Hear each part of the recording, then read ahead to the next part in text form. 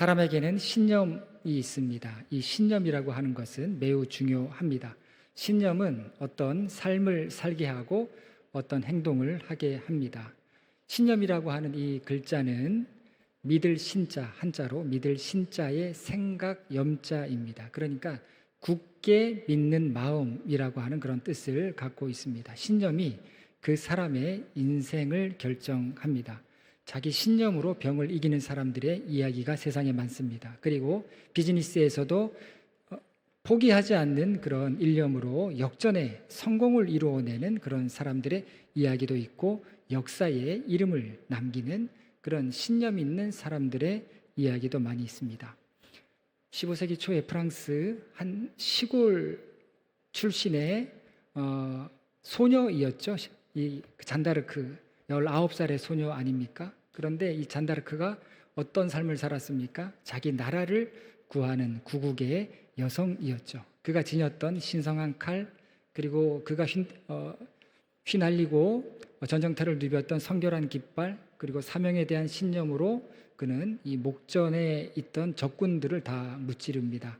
왕도 할 수 없었고 정치가도 할 수 없었고 대통령도 해낼 수 없었던 그런 일들을 열심으로 온 프랑스 군대를 전율의 도가니로 만들어 버립니다. 이러한 헌신을 했기 때문에 잔다르크는 19살임에도 불구하고 프랑스의 국민적인 영웅으로 추앙됩니다. 그런데 영국군의 침입으로부터 나라는 구했지만 결국 이 영국군의 손에 잡히는 운명이 되고 맙니다. 19살의 그녀가 화형을 당하는 순간에 그녀에게 마지막 생존의 기회가 주어집니다.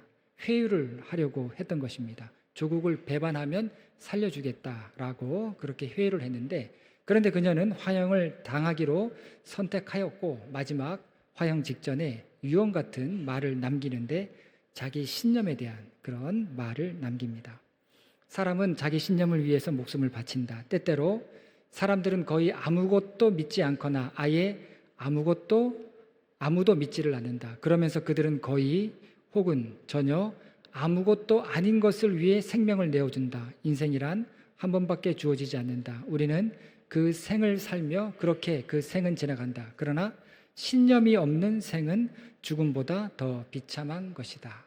이 잔다르크는 자기 신념으로 자기 하나밖에 없는 목숨을 불꽃처럼 불태우게 되었던 것입니다.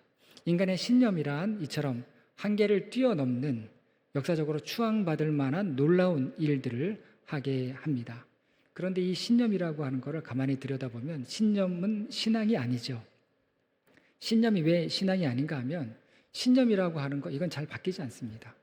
그리고 자기 신념이 옳지 않은 것으로 밝혀진다고 하더라도 돌이키지를 않죠. 그래서 사회심리학에서 인지부조화 이론이라는 것을 이야기하는데, 어떤 사람이 어떤 행동을 합니다. 근데 그 행동을 했을 때 그 행동을 정당화하기 위해서 자기 신념을 더욱더 강화하려고 한다는 것입니다. 잘못했어요. 실상은 그게 아닙니다. 그걸 다 알고 있어요. 그런데 자기가 이미 한 행동 때문에 이걸 돌이키지 않는다는 거예요. 그러면서 거짓 신념을 자꾸 만들어내면서 그것이 진리인 양, 참인 양 계속해서 행동한다라는 것입니다. 그리고 무엇보다 이 신념이라고 하는 것의 시작은 자기 자신에게 있죠. 하지만 신앙은 다릅니다. 신앙은 나에서부터 출발하는 것이 아니라 하나님께 그 뿌리를 두고 출발하게 됩니다. 그렇기 때문에 우리가 믿음 생활 하는 동안에 신앙으로 살아가는가, 정말 하나님을 바라는 신앙으로 살아가는가, 아니면 내 굳은 신념으로 신앙생활을 하고 있는가, 이것을 우리가 잘 분별해야 하는 것입니다. 여러분, 내가 할 수 있다고 해서 잘 할 수 있는 것입니까? 내가 잘 될 거야 굳게 믿는다고 해서 잘 될 수 있는 것입니까? 내가 이겨낼 수 있다라고 해서 이겨내는 것입니까? 그게 아니라는 거죠. 신앙은 그런 것이 아니라는 것입니다.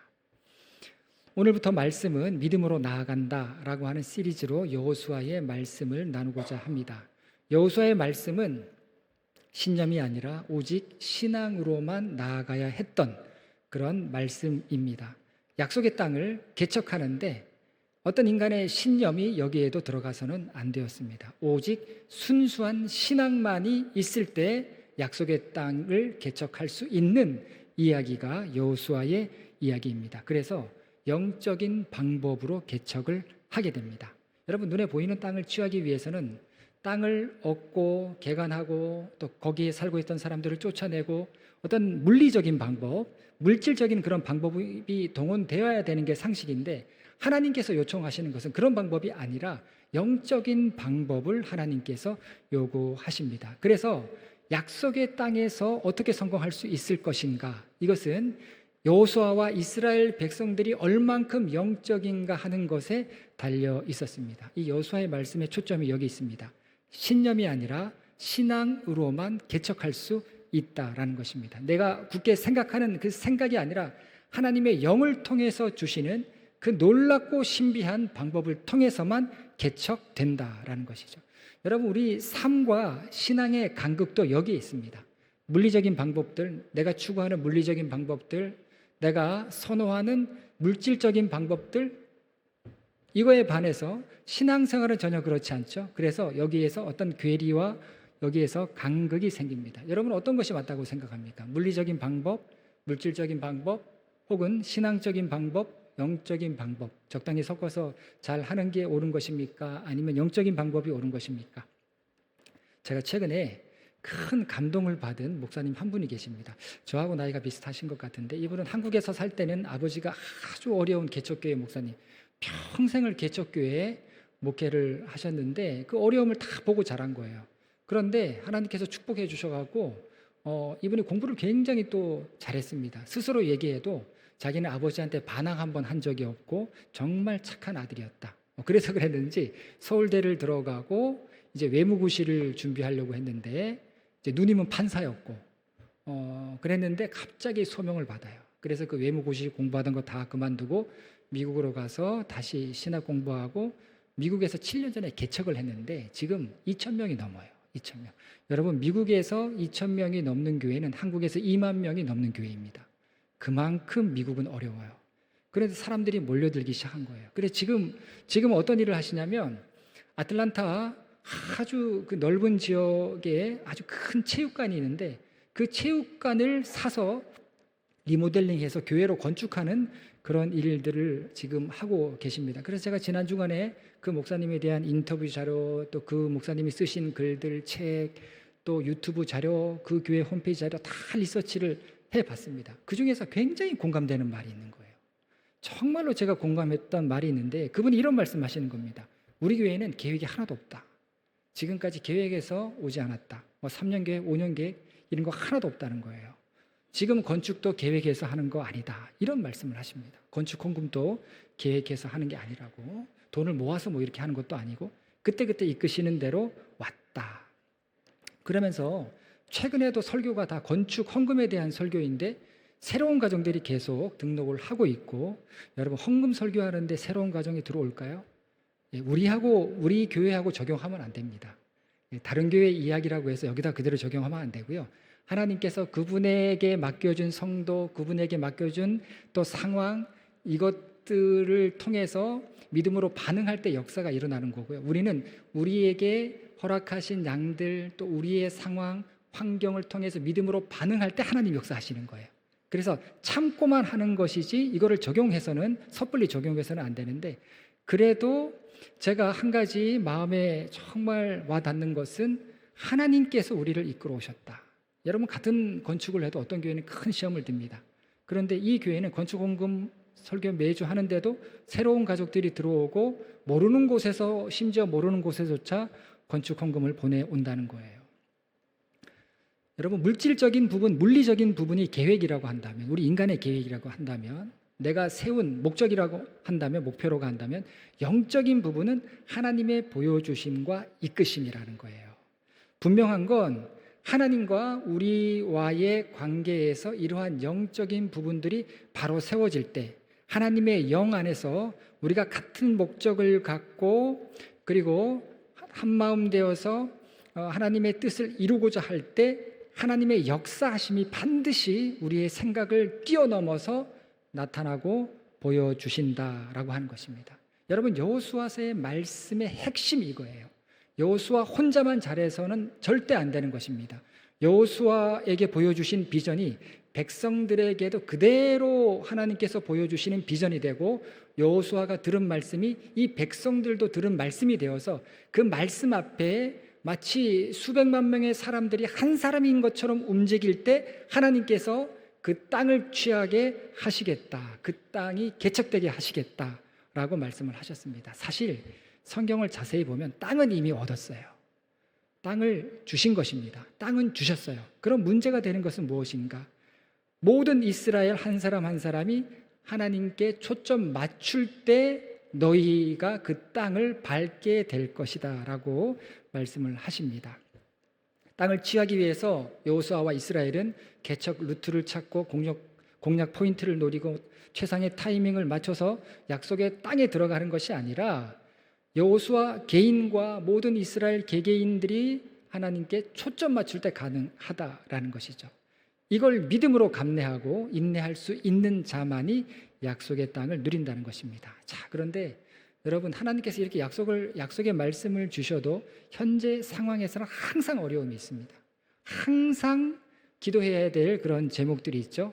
오늘 본문에 보면 여호수아가 모세의 뒤를 이어서 후계자가 되고 이제 모세가 이스라엘 백성을 이끌고 가나안 땅으로 들어가야 되는데 문제가 있습니다. 1절 말씀을 보면 여호와의 종 모세가 죽은 후에 여호와께서 모세의 수종자 눈의 아들 여호수아에게 말씀하여 이르시되.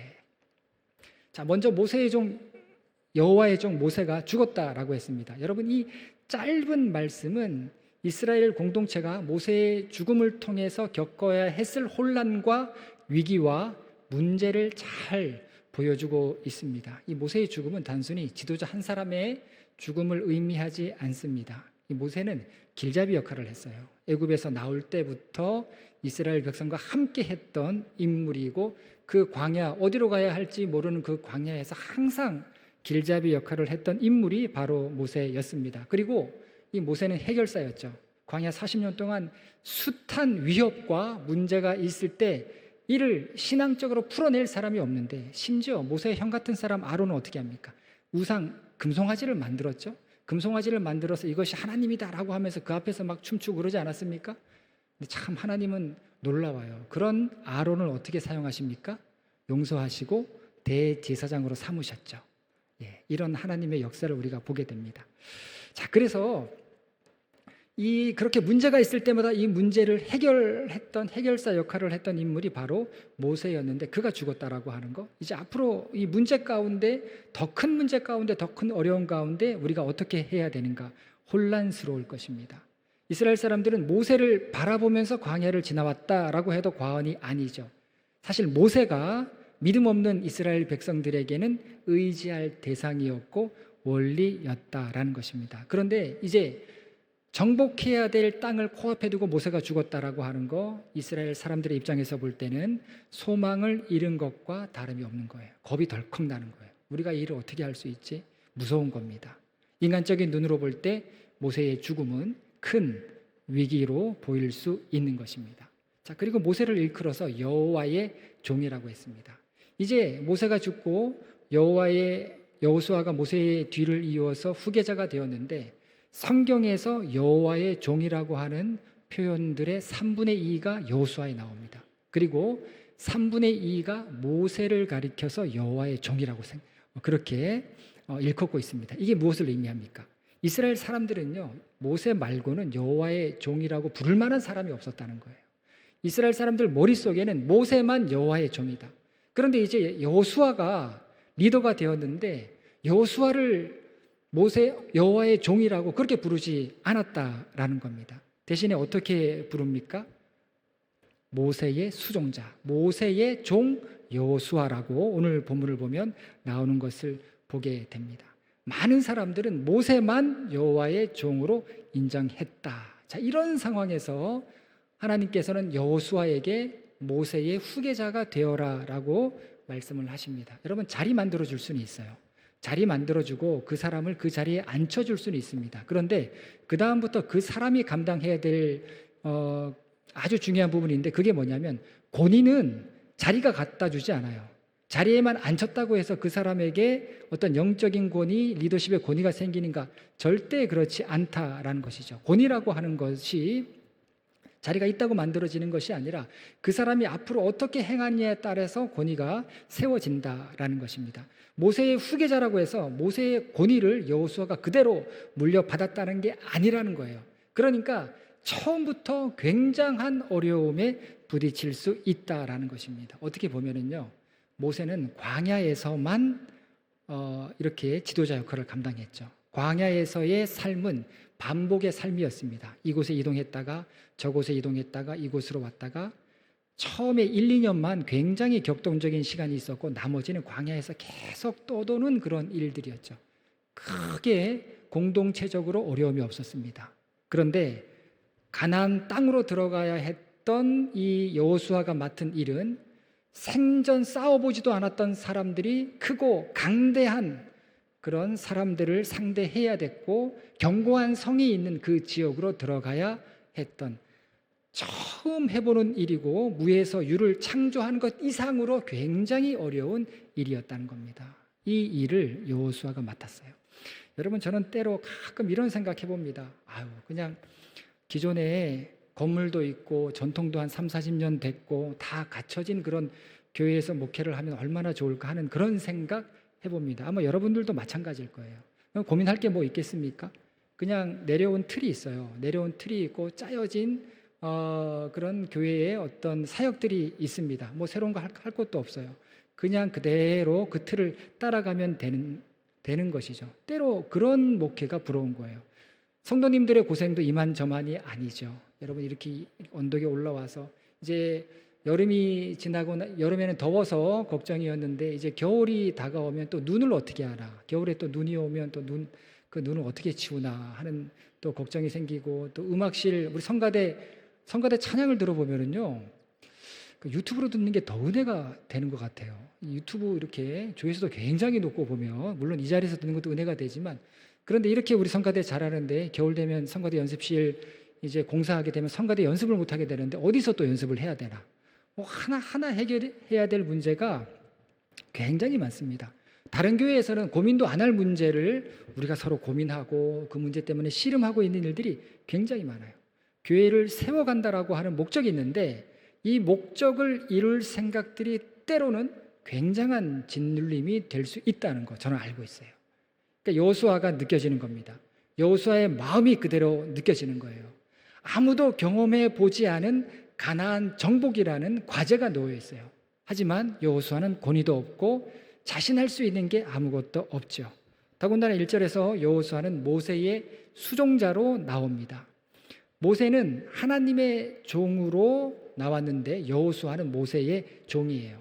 이거를 많은 사람들이 어떻게 받아들일 것인가? 여러분, 사람이라는 게 어떻습니까? 사람이라는 게 내 뜻하고 안 맞고, 그리고 내가 조금 힘들고 어려우면 쉽게 마음을 돌이켜요. 쉽게 마음을 닫습니다. 쉽게 거역하게 되는 게 사람인데, 특히 이스라엘 사람들이 광야에서 툭하면 자주 그랬다라고 하는 거, 이거를 누구보다도 여호수아가 잘 알고 있는데, 그런 사람들을 데리고 어떻게 정말 강하고 큰 족속들과 싸워서 그 땅을 쟁취할 수 있을까? 여러분, 두려움에 휩싸이지 않겠습니까? 전멸할 수 있는 거예요. 그래서 개인의 신념만으로 안 되고 하나님을 바라보는 신앙, 믿음으로 볼 수 있는 신앙이 필요하다는 겁니다. 여러분, 성경을 보면은요, 이 땅에서 인간의 죽음이 있는데 때로 그 인간의 죽음은 하나님의 놀라운 일들의 시작일 때가 있습니다. 모세의 죽음은 인간적으로 볼 때는 위기인데 성경적으로 볼 때는 하나님께서 뭔가 일하심의 시작이었다라는 거죠. 여러분, 아브라함의 아버지 데라가 죽은 다음에 아브라함이 비로소 하란을 떠납니다. 갈대아 우르 땅을 떠나서 쭉 오다가 하란이라고 하는 곳에 멈춰요. 여기서 하나님이 말씀하신 약속의 땅으로 들어가지 못합니다. 왜냐하면 아버지 때문에. 아버지가 아마 연로하셔서 길을 가다가 지치셨던 것 같아요. 그래서 거기서 머물러서 있었는데 그 아버지가 죽은 다음에 아브라함이 비로소 하나님이 말씀하신 땅으로 들어가게 됩니다. 사라가 죽은 다음에, 아브라함의 아내 사라가 죽은 다음에 이삭은 리브가를 아내로 맞이하죠. 그리고 아브라함이 죽은 다음에 이삭과 이스마엘, 형제인데 형제라고 할 수 없습니다. 어머니가 다르니까 사이가 좋지 않았어요. 그런데 아브라함이 죽은 후에 이삭과 이스마엘이 화해를 하면서 아버지의 장례를 치르게 됩니다. 그리고 이삭이 죽은 후에 야곱과 에서도 화해를 하면서 함께 장례를 치르게 되죠. 야곱이 죽은 후에 어떻게 됩니까? 요셉과 그의 형제들이 화해하면서 이스라엘 민족을 이루게 됩니다. 이것이 한 사람의 인간의 죽음을 통해서 가져오는 하나님의 새로운 역사예요. 그럼 믿음의 눈으로 들어서 이 상황을 바라본다면 모세의 죽음은 어떤 의미가 있습니까? 하나님께서 뭔가 다음 스텝의 단계를 열어가시는 놀라운 일의 시작이었다라는 겁니다. 그러니까 모세의 죽음은 소망을 상실케 하는 그런 일들이 아니었던 거예요.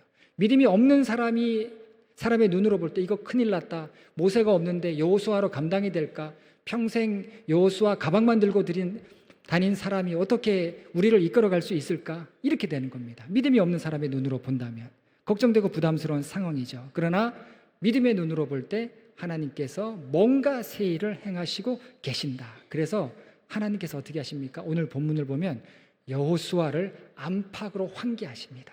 안팎으로 환기하셔야 돼요. 여러분, 우리가 집 공기도 안팎으로 이렇게 문을 열고 환기를 하는 게 중요하지만 여러분 마음도 꺼내셔야 돼요. 꺼내서 먼지도 좀 터시고 쌓인 것도 좀 떨어내고 좀 새롭게 하시고 좋은 공기도 좀 마시고 새롭게 하셔야 됩니다. 이 일이 그래서 하나님께서 여호수아를 데려다가 말씀을 들려주시면서 환기를 시키시는데 이제 앞으로 네가 해야 될 일들이 얼마나 어렵고 얼마나 힘들고 얼마나 정말 고독한 일인지 그런 걸 말씀하셨던 것이 아니라 이제 내가 열어갈 때가 됐다. 내가 땅을 준다. 땅을 이미 너희에게 주었다. 새로운 마음을 가지고 그 땅을 밟아야 된다라고 하나님께서 여호수아에게 환기시키는 것을 보게 됩니다. 그리고 여호수아의 이름이 원래 여호수아가 아닙니다. 여호수아라고 하는 이름은 모세가 지어줬어요. 민수기 13장 16절에 그 내용이 나오는데 여호수아의 이름은 원래 호세아입니다. 호세아의 뜻은 구원이에요. 여호수아의 뜻은 여호와께서 구원하신다입니다. 모세가 여호수아를 이미 자신의 후계자로 생각하면서 여호와께서 너를 구원해 주실 것이다. 원래 이름 호세아 구원인데 구원의 주체를 분명하게 각인시켜 준 거예요. 여호와께서 너를 구원시켜 주신다라고 하는 그 영적인 각인을 모세가 여호수아에게 해 주었는데 그런 모세가 죽었다라고 하는 거 이것은 나의 죽음 다음에 너가 내 뒤를 이어서 이 백성들을 이끌고 하나님 나라 비전 속으로 들어가야 되는데 두려워하지 말라. 여호와께서 너의 구원자가 되어 주신다라고 하는 것을 이미 모세가 여호수아에게 가르쳐 주었던 겁니다. 그리고 여호수아는 이미 그 이름의 의미를 알고 있었던 것입니다. 그래서 하나님은 여호수아에게 모세가 죽었다고 모세와 같은 권위가 없다고 그리고 이스라엘 백성들이 싸납다고 인간적으로 불안해하거나 두려워하지 말고 새로운 마음과 믿음을 갖고 하나님께서 바라시는 일들을 꼭 성취해 내야 된다라고 말씀을 하십니다. 여러분 여호수아서는요 모든 악조건이 다 나옵니다. 그 악조건이 다 나오는데 1장부터 악조건이에요. 그죠? 1장부터 여호수아가 모세의 후계자가 되었다는 사실부터가 악조건인데 이걸 다 이겨내면서 하나님께서 아브라함 때부터 말씀하셨던 약속의 땅을 하나하나 성취해 나가고 취하는 이야기가 바로 여호수아서의 말씀이에요. 그래서 우리에게도 의미가 있습니다. 여러분 우리도 모든 악조건 다 갖고 있어요. 여러분 우리를 외부에서 볼 때 어떻게 보겠습니까? 저를 어떻게 볼까요? 아직도 저에 대해서 그렇게 곱지 않은 시선으로 보는 목회자, 감리교 목회자 꽤 많습니다. 제가 뭘 하지를 않았어요. 그냥 여기서 설교하고 그냥 여기서 여러분들하고 신앙생활 하는데도 불구하고 여러분 그렇습니다. 모든 악조건이 많아요. 여기서 여러분 우리가 신앙생활 하는데 환경적인 그런 악조건들, 그 다음에 어떤 전도, 선교에 있어서 악조건들, 모든 악조건들이 여기 다 있습니다. 그런데 여호수아서의 말씀이 우리에게 주는 교훈이 뭐냐면 그걸 이겨내고 성취해 나가라는 거예요. 한 스텝 한 스텝을 전진해 나가면서 하나님께서 원하시는 것들을 이루어 나가라는 겁니다. 그 교훈이 바로 여호수아서가 우리에게 주는 교훈이다라는 겁니다. 하나님께서 그래서 그 일을 이루시기 위해서 하나님께서 먼저 두 가지를 약속하십니다. 3절과 4절을 보면 내가 모세에게 말한 바와 같이 너희 발바닥으로 밟는 곳은 모두 내가 너희에게 주었노니 곧 광야와 이 레바논에서부터 큰 강 곧 유브라데 강까지 해쪽 속에 온 땅과 또 해지는 쪽 대해까지 너희의 영토가 되리라. 자, 너희에게 주었다고 했어요. 이미 땅은 주었습니다. 여호수아가 들어가서 싸워서 얻는 게 아니에요. 이미 땅은 주었다라고 했고 너희가 밟는 땅이 너희 땅이 될 것이다. 그리고 4절 말씀은 경계입니다. 너희가 차지할 땅의 경계가 이러하다라고 하나님께서 약속을 하셨습니다. 이 모든 것이 너희의 영토가 되리라.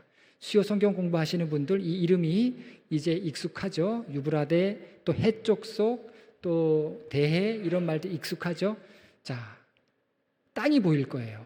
이스라엘 백성에 하나님께서 주신 땅이 보일 겁니다. 그런데 이거는 땅에 대한 이야기가 아니죠. 땅의 경계가 아닙니다. 더 크게 보아야 되죠. 지금 무엇이 보입니까? 하나님 나라가 보이는 거예요. 하나님께서 여호수아에게 하나님 나라를 보여주시는 것입니다. 하나님께서 이루실 하나님 나라에 대한 비전을 보여주신 거예요. 여러분, 오늘날도 교회가 많다, 믿는 사람 많다, 뭐 이런 얘기하는데 여러분 그렇게 생각하지 마시고요. 하나님 나라로 보세요. 교회도 하나님 나라고, 그리고 성도님들도 하나님 나라 백성들이고, 여러분 그런 차원에서 우리가 볼 때 우리 신앙이 성장해지는 겁니다.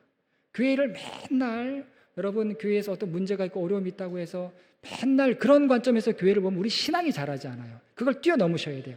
하나님 나라로 보는 거예요. 지금 하나님께서 여호수아에게 하나님 나라의 비전을 보여주시죠. 그리고 뭐라고 얘기합니까? 모세와 함께 했던 것처럼 너와도 함께 할 것이다.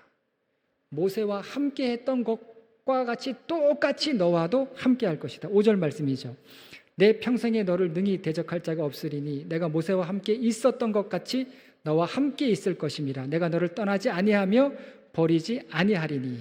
자, 너와 함께 있을 것임이라. 내가 너를 떠나지 아니하고 버리지 아니한다. 9절에서도 함께 한다는 말씀을 하십니다. 내가 내게 명령한 것이 아니냐? 강하고 담대하라. 두려워하지 말며 놀라지 말라. 내가 어디로 가든지 내 하나님 여호와가 너와 함께 하느니라 하시니라. 여러분, 어디를 가든지 함께 하신다. 이 말씀 믿으세요? 여러분, 이게 구원이에요.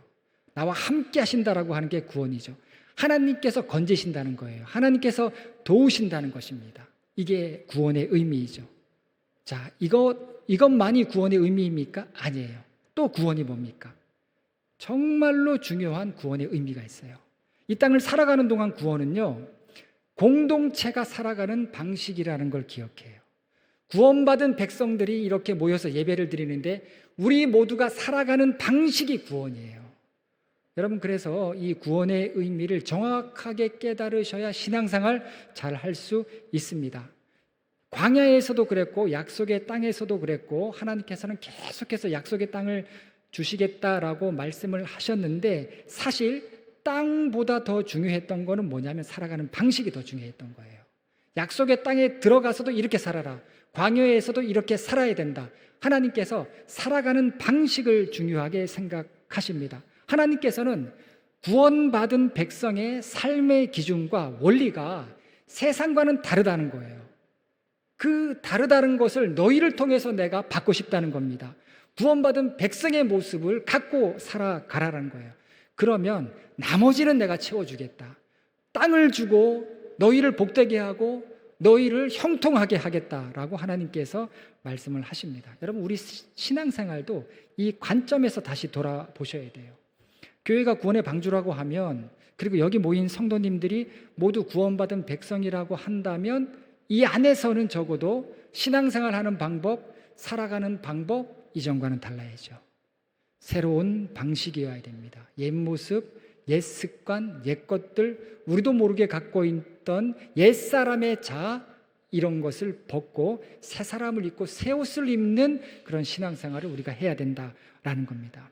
이스라엘이 약속의 땅을 취하는 것보다 더 중요했던 것은 이들이 약속의 땅에서 하루하루 어떻게 살아가는가 하는 것이 하나님 보실 때 더 중요했듯이 오늘도 우리가 구원받은 백성이라면 내가 구원받았다, 내 영혼이 구원받았다, 죽어서 천국 간다, 그 정도의 믿음의 차원이 아니라 우리가 이렇게 하나님께서 모이게 하셨다라면 이 구원받은 공동체 안에서 우리가 어떻게 신앙생활 해야 되는가, 이것이 정말로 중요한 부분이다라는 겁니다. 사실은요, 우리가 다 이기적이에요.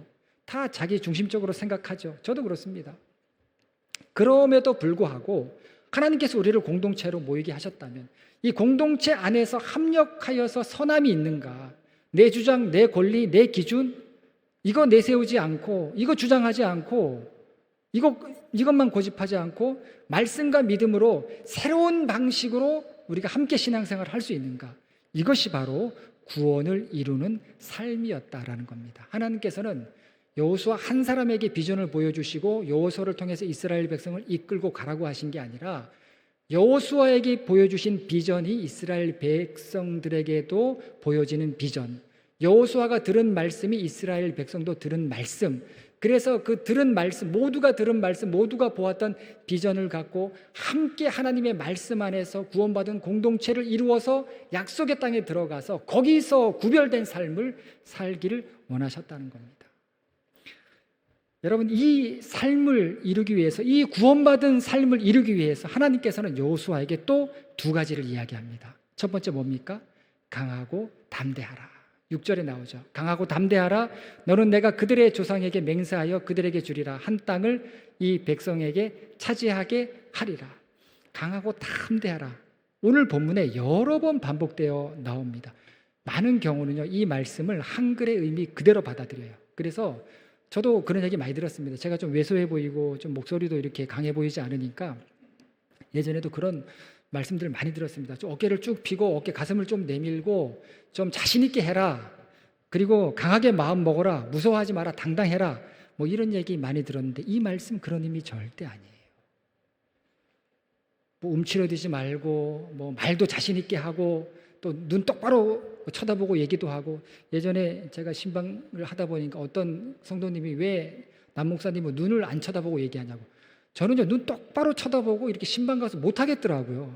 그 어떻게 계속 눈 똑바로 쳐다보고 얘기합니까? 그런데 좀 자신감 있는 분들은 어떻게 합니까? 사람 눈 쳐다봐요. 예, 잡아먹을 듯이 쳐다봅니다.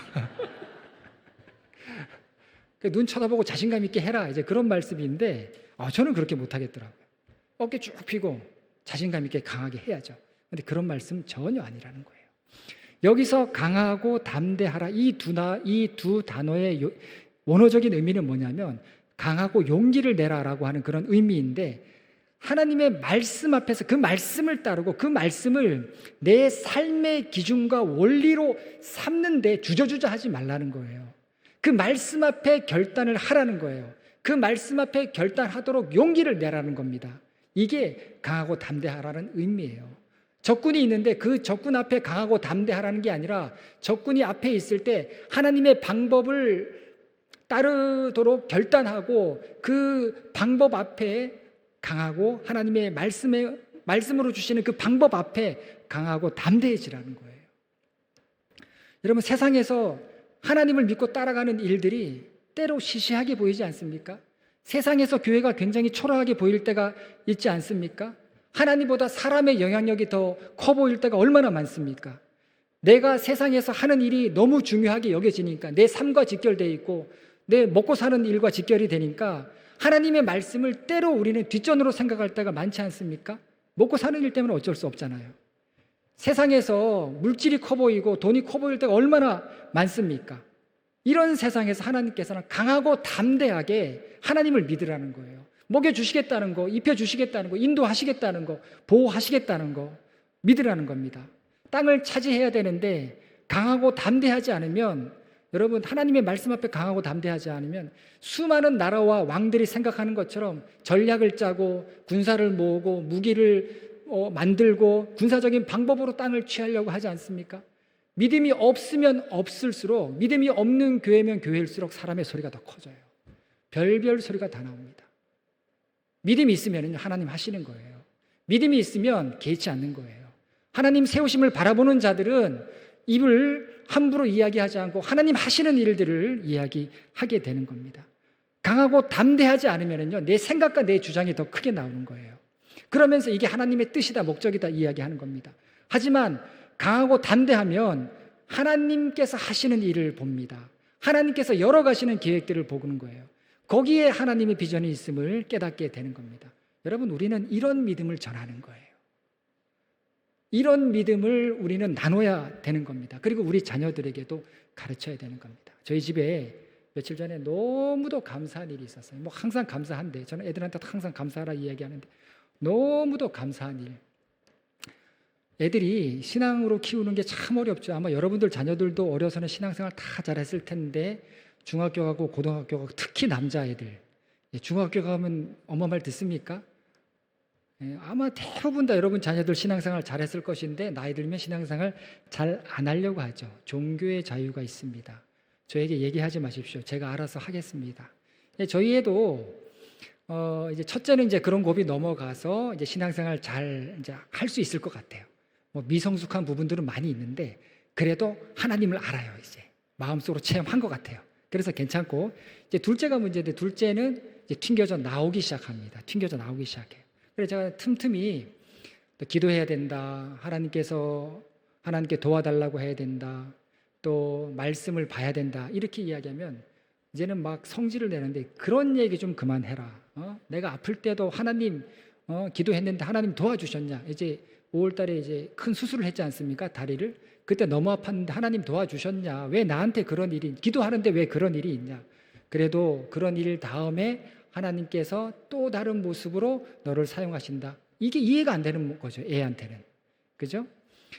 그리고 이제 최근에도 제가 며칠 전에도 이제 중학교를 가니까 욕을 해요, 욕을. 그런데 욕을 하면서 그렇게 깔깔대는 거예요. 저한테도 욕을 하면서 깔깔대고.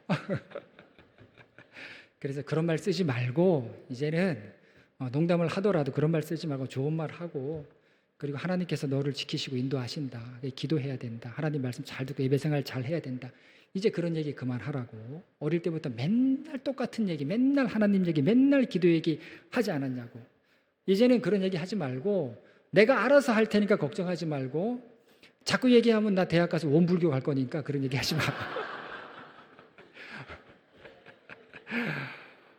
그래서 제가 내가 너하고 무슨 얘기를 하겠냐. 그리고 이제 방으로 들어왔어요. 방으로 들어왔는데 기적이 일어났어요. 갑자기 거실에서 이 괴성이 들리는 거예요. 하면서 애가 놀라서 방에 들어오는데 턱이 빠져버렸어요. 입에 이렇게 돼갖고 말도 못하고 하품을 하다 그렇게 됐냐 그러니까 모르겠대요. 하품도 안 했고 뭐 말도 하지 않았는데 턱이 이렇게 빠져버린 거야. 그래갖고 처음에는 서로 깔깔대고 웃었습니다. 너 그거 봐라, 하나님 그래 함부로 얘기하니까 하나님께서 그냥 턱을 빼갖고 말도 못하게 하고 근데 시간이 지나니까 애가 이제 겁이 나니까 울기 시작하는 거예요. 닫아보라 그래도 이게 턱 빠지면 안 다치죠. 이거 안 다칩니다. 이거 손으로 해도 안 돼요, 모르는 사람은. 그래서 그럼 내일 병원에 가자 하니까 막 이러는 거예요. 안 된다고. 숨도 못 쉴 것 같으니까, 침도 못 삼키고 하니까 병원에 가자 해서 병원에 가면서도 걱정인 거예요. 야, 요즘에 의료 대란인데. 그래서 제가 기도해라. 너 기도해야 된다. 지금 너 밤새도록, 그때 늦은 시간이었습니다. 밤새도록 너 병원 돌 수 있다. 기도해라. 그러니까 이러면서 이제 기도하겠다고. 그래서 병원 한 곳을 갔더니 아니나 다를까 진료 보지도 못해요. 못합니다. 다른 병원 가세요. 그래서 얘한테 그러니까 또 그 병원에서 119한테 전화해서 안내를 좀 받아보라고. 119 전화했더니 안내해 주겠다고 했는데 깜깜무소식이에요. 뭐 워낙 바쁘니까. 그래서 안 되겠다 싶어서 마음에 점 찍어둔 병원으로 갔어요. 갔더니 좀 느낌이 달라요. 이제 응급실 담당하시는 의사 선생님이 이렇게 했는데 안 되는 거예요. 그러더니 전화를 한번 해보겠다고 전화를 해서 그 교수님을 이렇게 연락을 해서 교수님 오실 수 있는지, 13살짜리 환자가 하나 있는데 턱이 벌어졌다고. 그러니까 그분이 오겠다고 이러시는 거예요. 얼마나 감사합니까? 의사 선생님들 정말 고마운 분들이에요. 그래서 그분이 오셨어요. 오셔갖고 이렇게 눌러서 잠깐 하니까 이 턱이 들어가는 겁니다. 그래서 제가 의사 선생님한테 얼마나 감사하다고 인사를 했는지, 너무 감사하다고 그렇게 인사를 하고 이제 병원을 나와서 집으로 돌아오면서 그래 그것 봐라. 근데 제가 참 교회 일 때문에 힘든 게 아니라 올해는 애들 때문에, 얘가 13살인데 무릎 인대가 뭐 다 나가고 연골이 다 나가고 무릎 수술을 했죠. 그리고 또 큰 애도 최근에 이렇게 그냥 뭐 몸살 감기인 줄 알고 병원에 갔는데 큰 병원 가보라 그래서 갔더니 심각한 거예요. 거반 죽다 살아났습니다. 최근에. 그런데 얘까지 또 응급실을 가니까 저도 현타가 오는 거예요. 애도 하는 말이 나는 왜 이러는지 모르겠다고. 왜 이렇게 수술도 하고 또 턱관절도 빠지고 또 학교에서도 방송반을 하는데 하여튼 방학 동안에 엄청 아주 힘든 일들이 있었습니다. 나는 왜 이렇게 힘든지 모르겠다. 그래서 기도해야 된다, 예주야. 기도해야 된다. 하나님의 말씀 잘 듣고 하나님 인도하신다라고 하는 믿음을 갖고 기도해야 된다라고 하니까 자기도 그렇게 생각한다고. 그래서 제가 얼마나 감사한지 몰라요. 그거 봐라, 너 말 하나님 함부로 그렇게 하니까 바로 턱 빠지지 않냐. 나중에 이제 다른 거 다 빠진다. 턱도 빠지고 이제.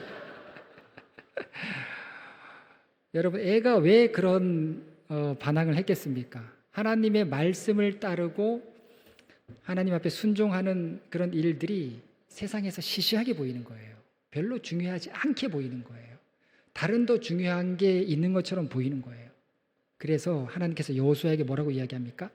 담대해라. 용기를 내서 하나님을 따르라. 그렇게 이야기했던 겁니다. 이 용기가 없어서 여러분 신앙생활 못하는 분들 얼마나 많아요. 하나님의 말씀 못 들고 시험 드는 분들 얼마나 많습니까?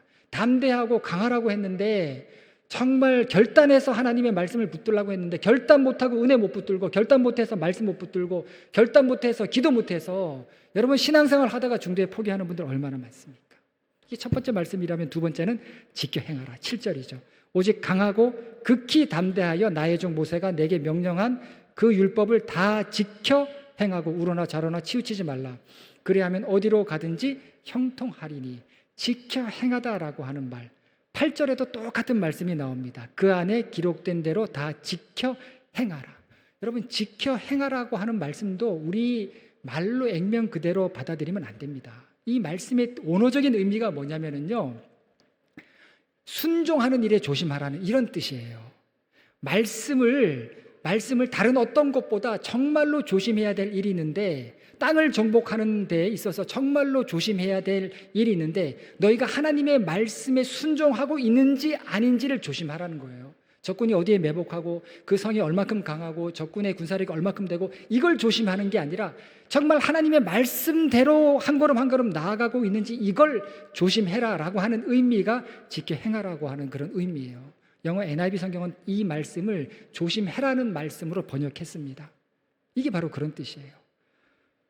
여러분, 우리 믿는 자의 관심이 어디에 있어야 하는가를 이 말씀이 보여주는 거예요. 어디에서 조심하고 있는가를 우리로 하여금 깨닫게 하는 겁니다. 교회도 매주 몇 명이나 하고 헌금 얼마 했는지 사실은 다 여기에 관심이 있는데 여러분, 그거보다 더 중요한 게 있다면 그게 뭐냐면 우리가 하나님께서 우리를 다시 모이게 하셨고 구원받은 공동체가 되게 하셨다면 우리 모두의 삶이 하나님 앞에 잠잠하고 겸비하는 그런 모습들이 있는가, 이것이 너무나도 중요하다는 거예요. 순종함으로 조심하는 모습이 있는가, 이것이 너무나도 중요하다는 겁니다. 땅을 얻는 게 목적이 아니라 땅을 차지하는 과정 가운데에서 어떠한 모습으로 하나님 앞에 하루하루 나가는가, 교회를 세우는 게 목적이 아니라 하루하루 신앙생활하면서 어떤 모습으로 우리가 하나님 앞에 다 나와서 예배드리고 있는가, 이게 중요한 거예요.